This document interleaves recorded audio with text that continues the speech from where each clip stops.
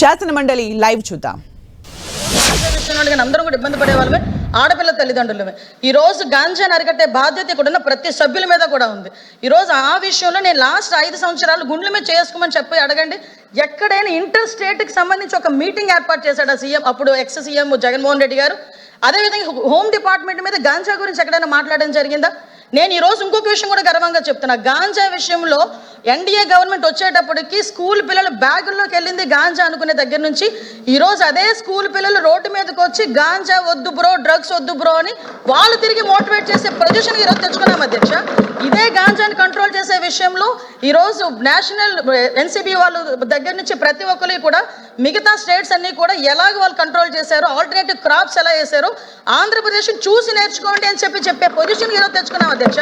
ఒకనొక సందర్భంలో ఆంధ్రప్రదేశ్ చూపిస్తే డ్రగ్స్ కి హబ్బు, గాంజాకి హబ్బు అనే దగ్గర నుంచి ఈ రోజు గాంజాని ఎలా అరికట్టారో ఆంధ్రప్రదేశ్ చూసి నేర్చుకోండి అని పొజిషన్ తీసుకొచ్చామంటే that is our police, that is our administration అని చెప్తున్నాను అధ్యక్ష.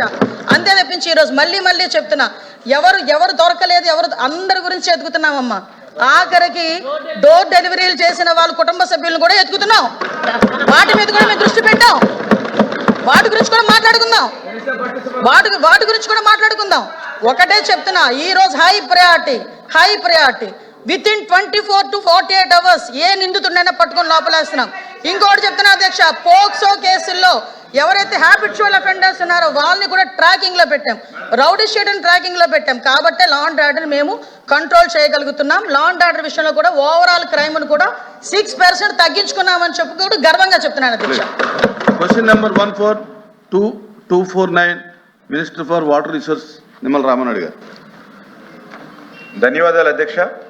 మొదటి ప్రశ్నకు సమాధానం, చిట్ట చివరి ఆయకట్టుకు సమానమైన నీటి సరఫరా నిర్ధారించడానికి మరియు నీటిపారుదల ప్రాంతాన్ని పెంచడానికి క్రమం తప్పకుండా పూడికి తీయడం, కలుపు తొలగింపు, మరమ్మతులు, ఆయకట్టు బలోపేతం మరియు ఓఎండ్ఎం పనులు చేపట్టడమైనది. రెండవ ప్రశ్నకు సమాధానం, లేదండి, అవసరాన్ని బట్టి అవుట్సోర్సింగ్ ప్రాతిపదికన లస్కర్లను నియమిస్తున్నారు. మూడవ ప్రశ్నకు సమాధానం, అదనపు లస్కర్లను నియమించే ప్రతిపాదన పరిశీలనలో ఉంది. తిరుమల నాయుడు గారు.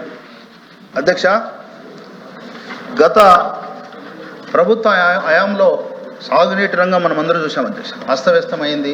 దీనికి కారణం సాగునీటి సంఘాలను కూడా